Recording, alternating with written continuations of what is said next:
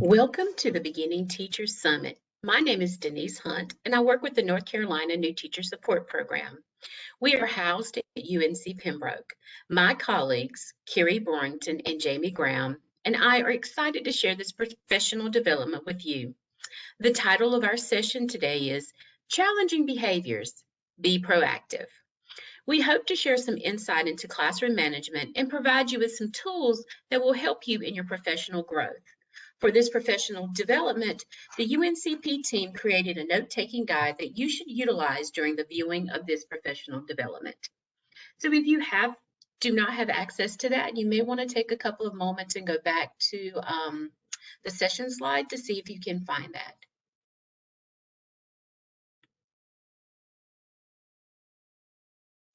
While we do acknowledge that this is an unusual and challenging time, we hope that we can work together, respect each other, and gain something from this professional learning opportunity.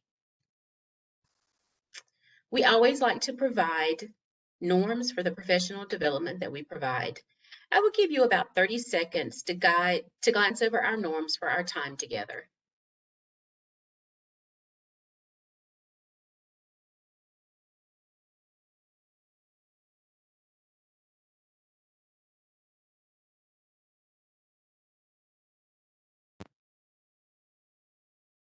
An important norm for me while doing this work is to always remember the joy.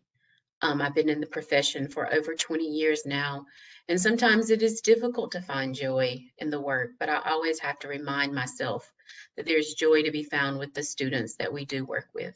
I hope you have found a norm that has resonated with you as well.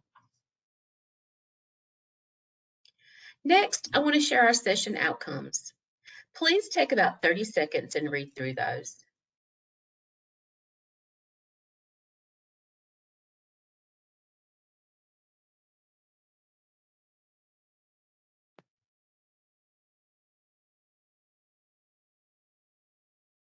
Hopefully you find that these session outcomes align with some of the work that you want to do during this professional time together.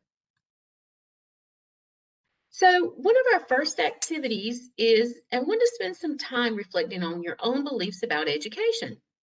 This isn't a quiz. I don't want you to start stressing about that. I'm not giving you a quiz as soon as we start working together. It's just merely an opportunity for you to acknowledge your personal opinions about education. As I read through each statement, decide if you strongly agree, strongly disagree, or disagree. There isn't a wrong or right answer, so please don't stress yourself out. And of course, you are doing this internally and just kind of reflecting. Statement number 1, homework is a part of the instructional process. What are your feelings on that? Number 2, technology has a place in every classroom. Number 3, adverse childhood experiences impacts all students. Number 4, I am the instructional leader in my classroom. Number 5, I have all the resources I need to be a successful teacher. 6, my students are all on grade level or close to it. 7, silent lunch is an acceptable form of punishment. State assessments are an unnecessary form of teacher-student accountability. And finally, school uniforms would improve the behavior of challenging students. Hopefully, your personal response to these statements gave you some insight into your beliefs about education. Periodically, as educational professionals, we need to acknowledge our beliefs about certain things. I believe it's very important to do that reflection time. Now let's move on. So one of the first things that we're going to do is I'm going to ask you, if you will, please, I want you to think about some of the students that you've had either, I'm not sure if you're in your first year, second year, or third year, but just think about a particular student perhaps that you had a lot of challenging classroom behaviors with.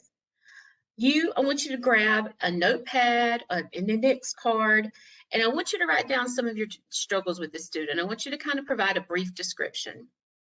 At this time, you may want to pause the video as you work on this.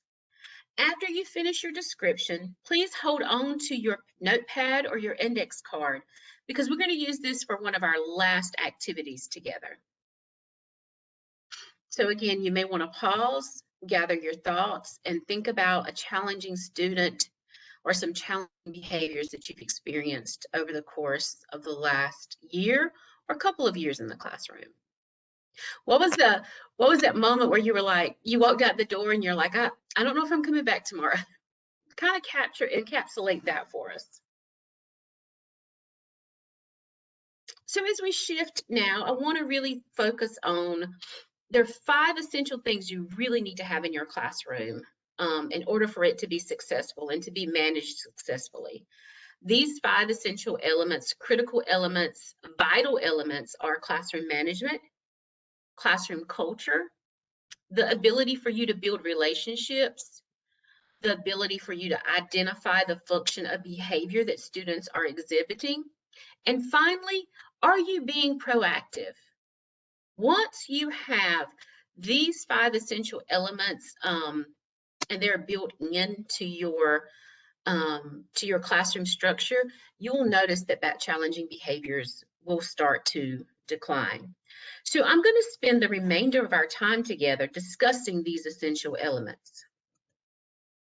So when we look at slide 8, we're going to start first with classroom management. Classroom management is one of those things that we all have to focus on. There's some teachers you can walk into their room and you just know. The students know, they know what the expectations are. This is kind of a classroom that has a teacher that has established authority in the classroom. So you want to own your own classroom, but don't confuse authority with being an authoritarian. That's not really what I'm espousing here or kind of promoting. I want you, when you establish authority, students know and understand that this is your classroom and you establish the tone for the classroom. You're all working together, but you have the final say in things. And students know that and they respect your authority. Again, an authority in your own classroom is not you screaming and yelling or doing any of those things. You just have a presence about you. And, the students recognize this is your classroom. You have established rules and expectations. Lots of times I've worked with new teachers and they're really hesitant about rules and expectations. And I understand that because those 2 words just can have some negative connotations. But you really need to think long and hard about, like, what are some of your non-negotiables? Because it's those non-negotiables that will really stretch your patience while you're in the classroom if you don't go ahead and establish certain rules and expectations. And when you have rules and expectations, you also need to have that rewards piece.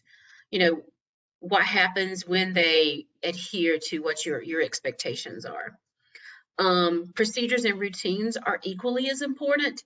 There is nothing that will challenge you more than a student who repeatedly sharpens their pencil every 15 minutes, or a student that repeatedly goes to the trash can every 15 minutes to throw away paper.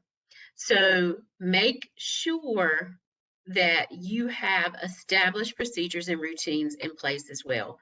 Next is high time on task. Believe it or not, students really do crave routine and they really do want to know that when they leave one task, something else is waiting for them. So you really want to make sure that when you're doing your planning, that you plan very, very closely and you adhere to the times of the school. You don't want to finish 30 minutes before the students are supposed to leave your classroom because that only provides opportunity for them to engage in behaviors that are off task. And finally, one of the most important things I tell my new teachers all the time is that consistency all day, every day is so, so very important. And honestly, I can say I was in the classroom for quite some time. Consistency was the one thing that I struggled with. One day, a behavior may not bother me. The next day, it sent me over the edge. And so the students would be confused about where they were. Well, yesterday, Miss Hunt, that didn't bother you. Why is it bothering you today? So being consistent is probably very much a key element to having a successful classroom management.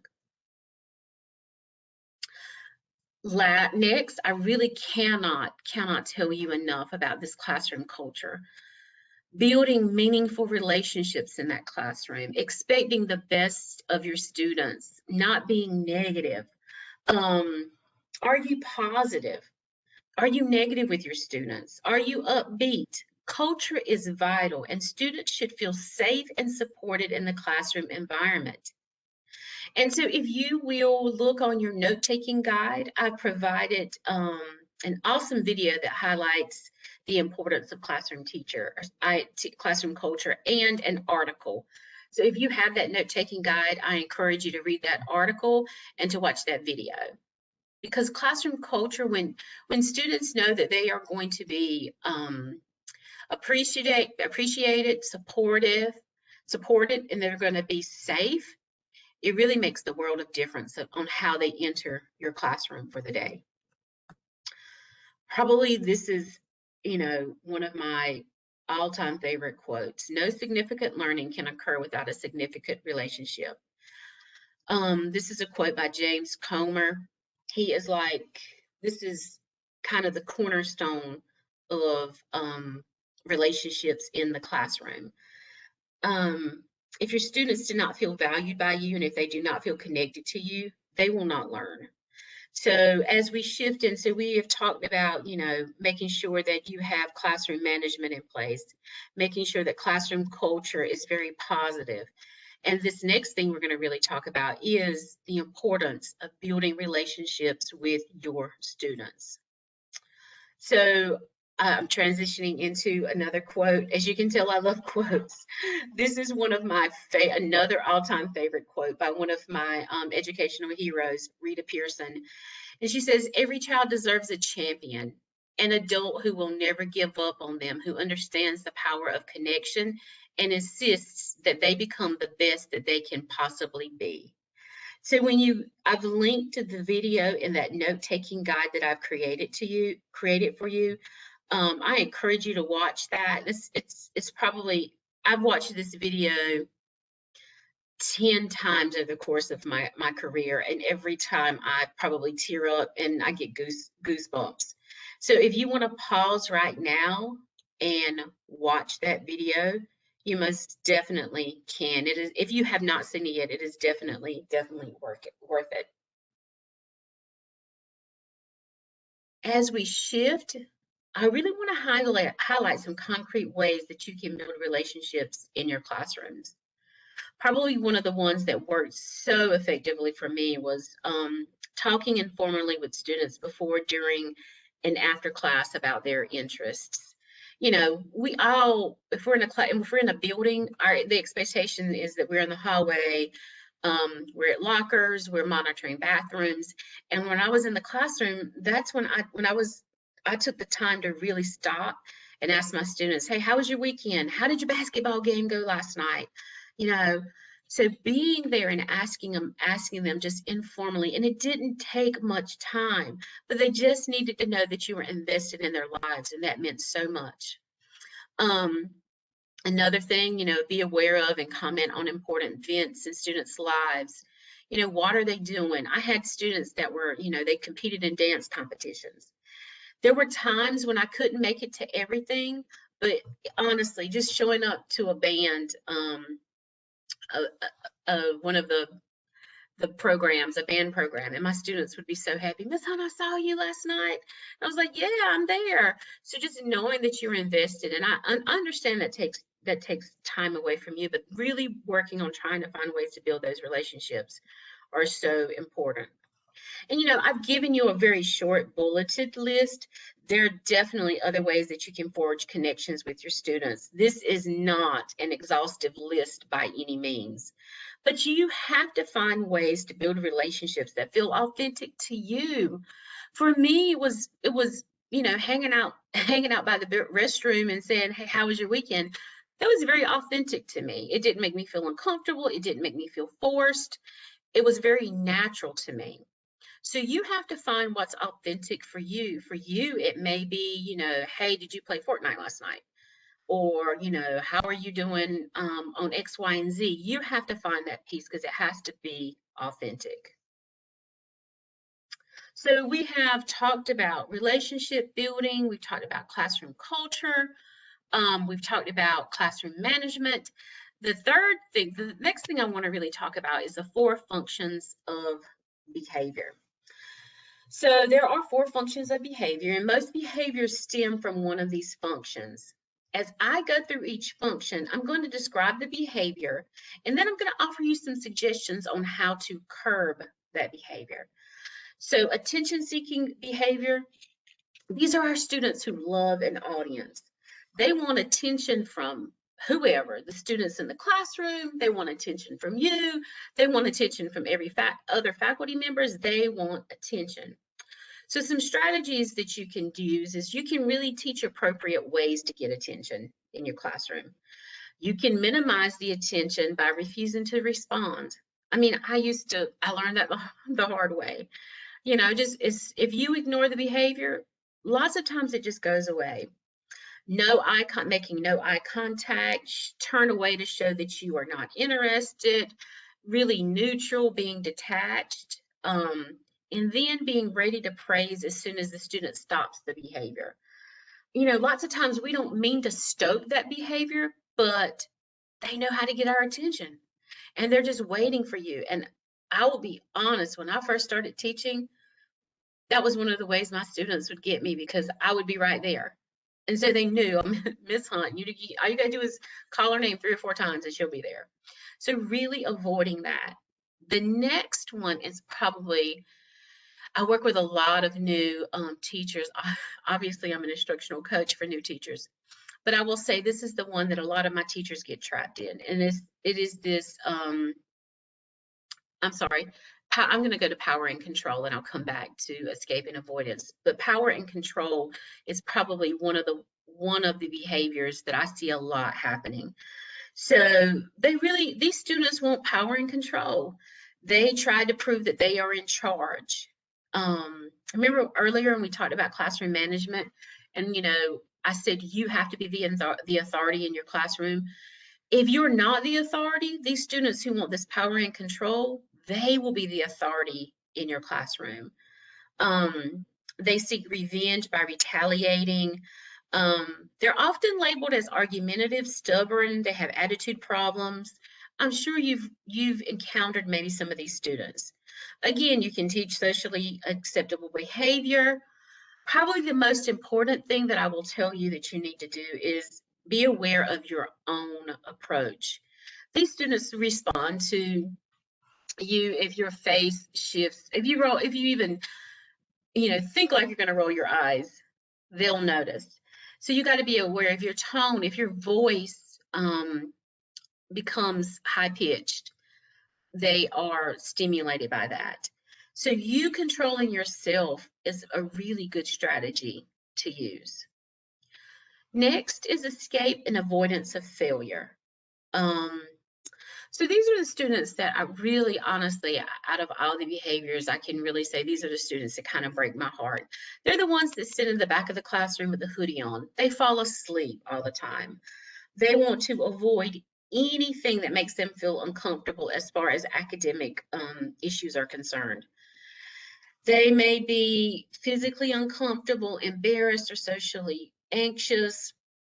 They can even throw temper tantrums sometimes. Sometimes it doesn't look quiet. It's not asleep. Sometimes they can throw a temper tantrum.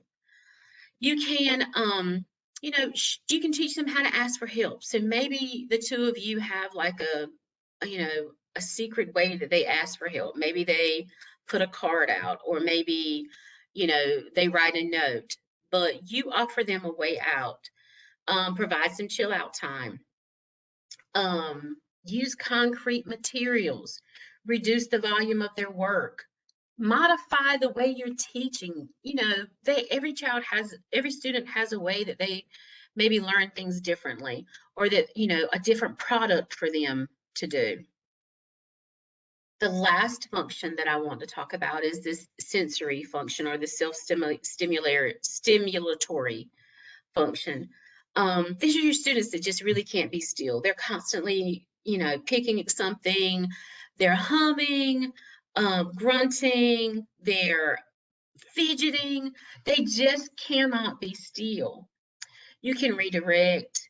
Some strategies would be redirection, providing positive reinforcement, and then it's don't laugh at the behavior. Don't encourage it, even though you may not be thinking that you may not think that you could possibly be encouraging it. So be aware of those. So again, I provided more details about these functions of behavior on your note-taking guide. You can take a look at those when you have time. I do encourage you to use this as a refresher when you're dealing with some difficult behaviors in the future. So maybe when the new year starts up in August, you may want to come back to this PowerPoint or come back to this session and look at the notes that you took, look at some of the resources that I provided, because you may want to kind of have this in the back of your mind when you start the new year.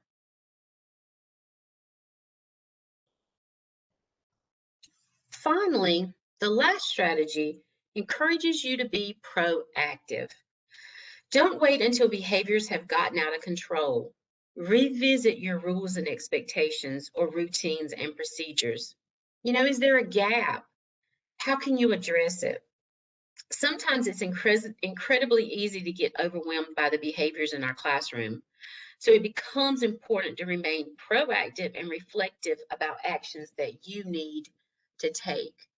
So when you are, when you're reflecting at the end of the day, where can you be proactive at?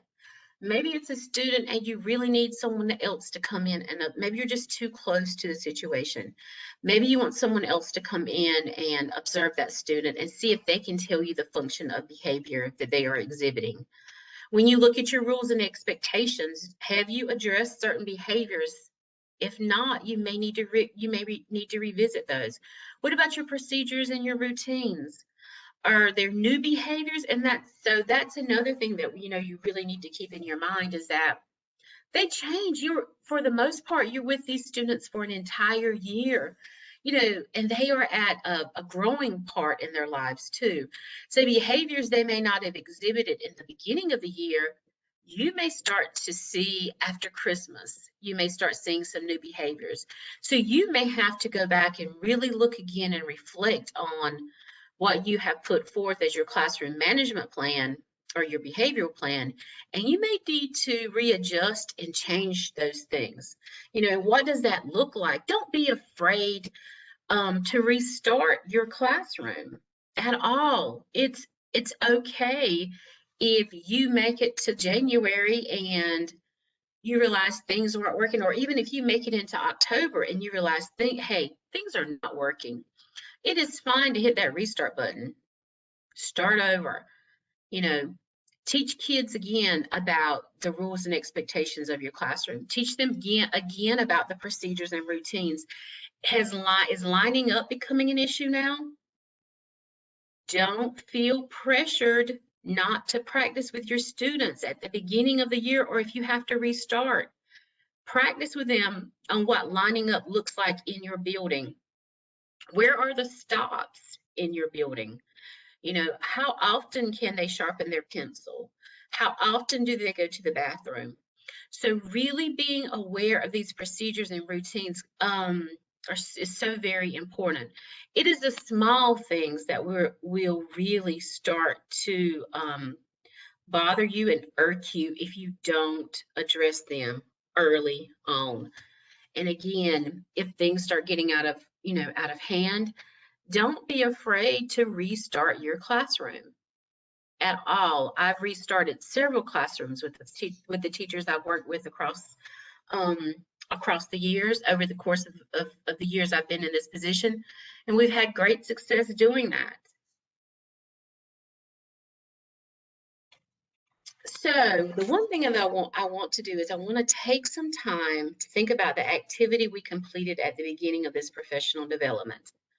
I asked you to grab a notepad or an index card, and I encouraged you to really think about a student or some behaviors that really caused you some challenges. It could have been this past year, or if you've been teaching for over 1 year, it could be something that happened in your first year of teaching, your second year of teaching, or even your third year of teaching. And so I really I want you to take some time, I want you to pull out your notes and read through them. And now, based off the material we discussed today, is there a strategy that you could have possibly used with this student? Look, when you think about that student, which function of behavior were they exhibiting? Was it power? Were they just trying to stimulate themselves? Were they avoiding something? And so I encourage you to really use those notes that I provided, because I gave you only a few strategies, but if you go back to your note-taking guide, I provided you with several pages of strategies that you could use for each of these behaviors.